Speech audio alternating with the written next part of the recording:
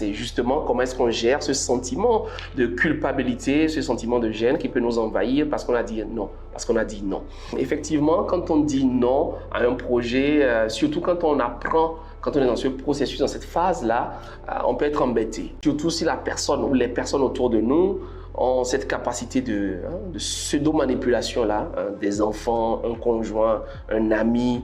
Vous voyez, parfois les enfants, ils posent une petite demande, tu dis non, et il va adopter un air qu'il a appris je ne sais pas où, au point où finalement la maman va dire ok, bon, viens prendre, oh, bon, viens chercher, bon, écoute.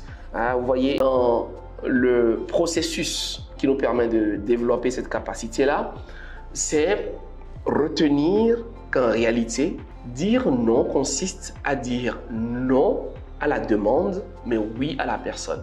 Donc, je dis non à la demande, mais je dis oui à la personne. Cela signifie que c'est la demande que je ne peux pas honorer, mais toi, je t'apprécie. On reste des amis, on reste des conjoints, on reste des collègues, on reste dans la même association, mais spécifiquement pour ceci, je ne peux pas y aller. Donc, si je te demande, par exemple, un moment que je voudrais passer te voir un moment dans ton bureau pour qu'on discute de quelque chose, mais tu es vraiment à la bourre et c'est vraiment pas possible et que tu dois me dire non.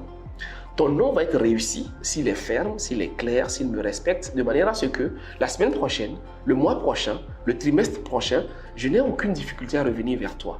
Et le point numéro 3, c'est de comprendre effectivement que vous avez besoin d'améliorer votre confiance en vous-même pour ne pas être trop tributaire des autres. Parfois, les gens peuvent être de bons manipulateurs. Parfois, les gens peuvent essayer justement de jouer avec cette corde sensible-là pour aller vous chercher parce qu'ils savent que voilà, vous avez cette fibre un peu trop humaine. Et apprenez à dire non et faites en sorte que vous développez votre confiance en vous-même, votre leadership, pour que vous soyez à l'aise avec cela parce que vous savez que vous avez fait la bonne chose.